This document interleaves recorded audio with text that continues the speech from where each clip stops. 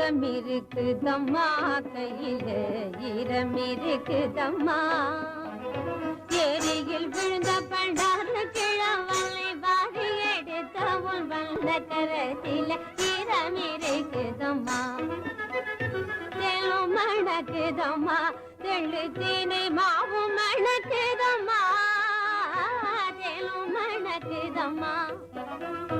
ஞான குரு சிவ சுப்பிரமணிய ஞானிக்கு வாயில ஊட்டிய புள்ளிய தெலும் மணக்குதம்மா நடுக்கமிருக்குதம்மா